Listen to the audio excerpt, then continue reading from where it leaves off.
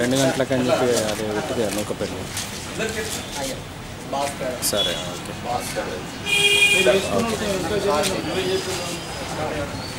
అయిపోయింది అయిపోయింది పడిపోతావా లేకుంటే 10,000 ముఖ్యం కాదు. రాజకీయ వ్యతిరేకంగా రాజకీయం చేయాలి.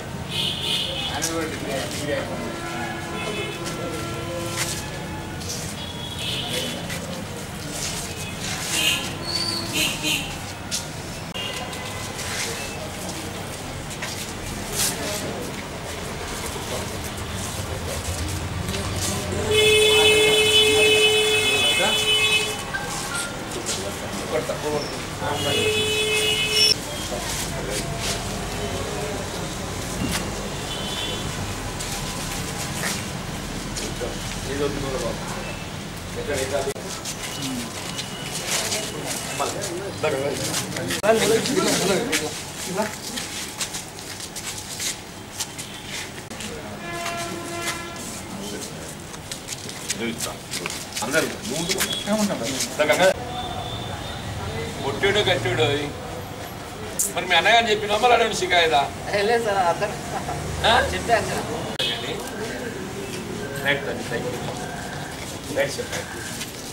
హలో.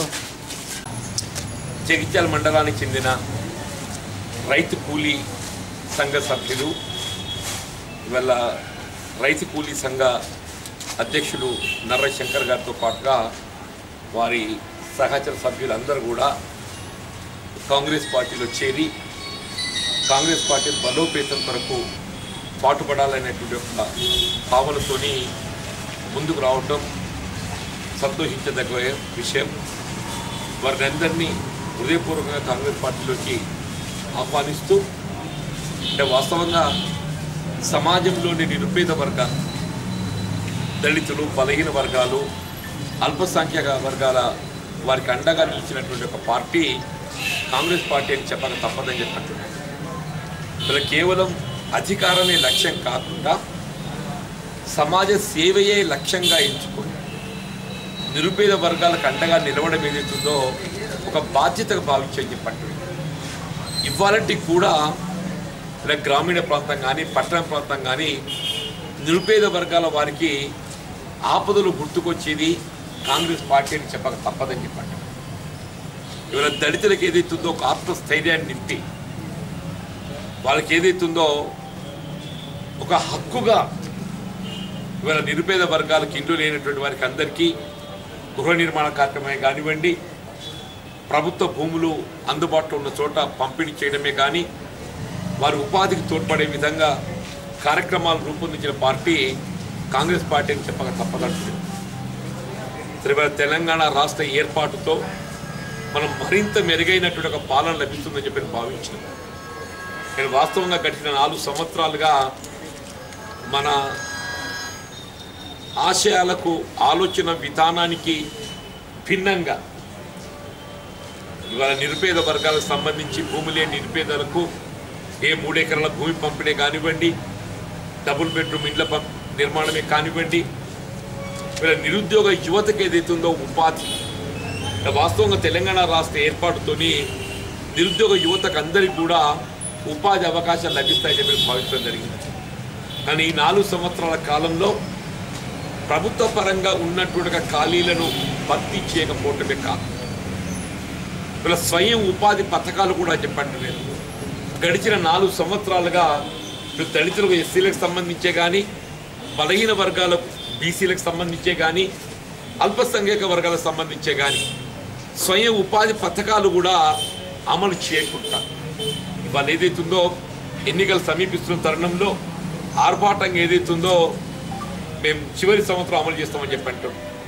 వాస్తవంగా దళితులు వాళ్ళ జనాభా ప్రాతిపదికన వాళ్ళ నిధులు వెచ్చించాల్సినటువంటి ఒక బాధ్యత ప్రభుత్వం మీద ఉన్నది.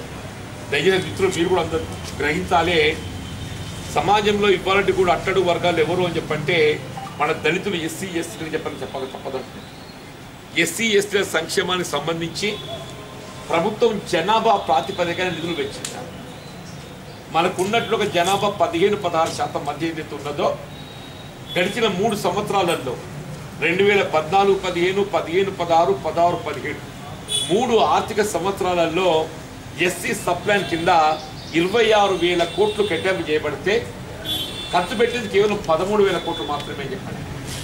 అంటే 13,000 కోట్లు ఖర్చు పెట్టకుండా వాటిని ల్యాబ్స్ అంటే మురిగిపోయినాయి చెప్పండి. ఆ 13,000 కోట్లే గట్ట ఎస్సీ సంక్షేమాన్ని ఖర్చు పెట్టబడి ఉన్నట్టయితే 5 లక్షలకు ఒక ఇల్లు అవుతుంది ప్రభుత్వ అంచనాలకు అనుగుణంగా. అంటే కోటికి ఎన్ని ఇళ్ళు అవుతాయి? 20 ఇళ్ళు అవుతాయి. 13,000 కోట్లకు ఎన్ని అవుతాయి?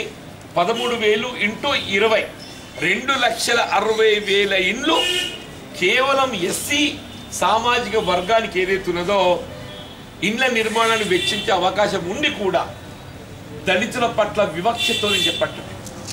దళితుల పట్ల వివక్షతో వీళ్ళు ఏమనంటే కాంగ్రెస్ పార్టీ ఏం చేసింది, కన్నుండి చూసినోడి కనపడుతుంది కాంగ్రెస్ పార్టీ ఏం చేసిందని. మీరు ఏ గ్రామమైనా సందర్శించండి, ఇందిరమ్మ కాలనీ లేని ఊరున్నారే? ఏ గ్రామం ఉన్నా కానీ నేను చెప్పంటున్నా, మన మోతే కానీ, వెల్దుర్తి కానీ, జాబ్దాపూర్ కానీ, లఖింపూర్ కానీ, పొలాస కానీ, నర్సింగాపూర్ కానీ, దరూర్ కానీ మీరు ఏ గ్రామమైనా సందర్శించండి. ఆనాడు ఉన్నటువంటి యొక్క అంచనాలకు అనుగుణంగా ఆరంభంగా ఏదైతుందో 5,000 రూపాయలతో ఆరంభం చేసిన మేము చివరికి వచ్చేవరకల్లా ₹1,00,000 పట్టుకొచ్చినాం. ఎవరన్నా ఇల్లు కట్టుకొని వాడు ఏ పార్టీ సంబంధం లేదు, వాడు ఇల్లు లేదు అని అంటే ఎవడు ఇల్లు కట్టుకున్నా దళితులకు ₹1,00,000 ఇల్లు మంజూరు చేసి ఇల్లు నిర్మాణం చేసింది. ఇవాళ ఏమైంది? పాపంగా తిమ్మాపూర్లో దళితులు కరెంట్ షాక్తో ఏదైతుందో 2 ఇళ్ళు కాలిపోయినాయి, 4 ఏళ్ళు అవుతుంది అని చెప్పండి. ఇంతవరకు పాపం ఆ కాలిపోయిన ఇల్లు అడుగు జాగల ఇల్లు మంజూరు చేయలేని చెప్పండి.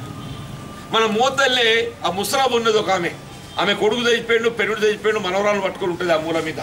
ఆమె పేరు ఆయా పని చేస్తే దాంట్లో బండి పెడతా లక్ష్మణ సభ బండి పెడతా చెప్పి అంటున్నా.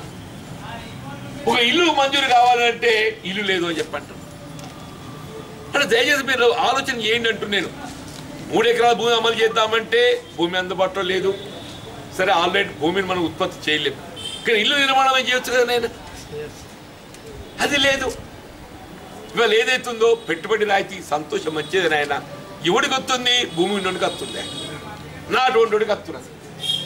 నేనేమంటాను, నాటువంటికి కూడా కేవలం పెట్టుబడి రాయితీ అనుకుంటా వ్యవసాయ ఉత్పత్తులు గిట్టుబాటు లభ్యపై చేస్తే అందరికి లాభం అవుతుంది కదా.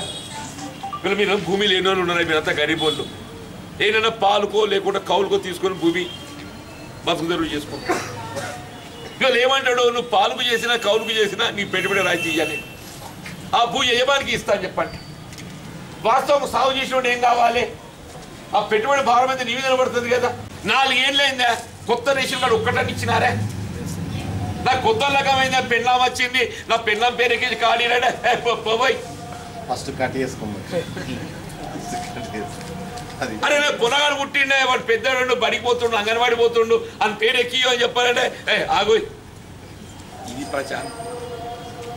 ఇక మీరు ఏదైతుందో మోతే గ్రామానికి వెళ్ళి నిరుపేద వర్గాలు అలా కాంగ్రెస్ పార్టీ మీకు అండగా నిలుస్తుంది అనేటువంటి ఒక విశ్వాసంతో మీరు కాంగ్రెస్ పార్టీలో చేరుతున్నందుకు మీకు అందరికి హృదయపూర్వకంగా అభినందనలు తెలుపుతూ ఆహ్వానం తెలుపుతూ కాంగ్రెస్ పార్టీ ఎప్పటికైనా నిరుపేదలకు అండగా నిలిచే పార్టీ అని చెప్పండి. ఇలా పెద్ద పెద్దోళ్ళు ఎటు పోతారో నాకు తెలియదు నాయన, మేము మాత్రం ఏదైతుందో మిమ్మల్ని నమ్ముకున్నామని చెప్పండి. పెద్ద పెద్దోళ్ళు ఇవాళ ఇక్కడ ఉంటారో రేపు అక్కడ ఉంటారో, ఎవరు ఎప్పుడెక్కడ ఉంటారో తెలియదు నాయన. కానీ ఏదైతుందో కాంగ్రెస్ పార్టీ నిరుపేదలకు అండగా నిలిచే పార్టీ. ఇవాళ ముఖ్యంగా దళితులు, బలహీన వర్గాలు, మైనార్టీ, అల్పసంఖ్యాక వర్గాలకు అండగా నిలిచే పార్టీ కాంగ్రెస్ పార్టీ నాయన.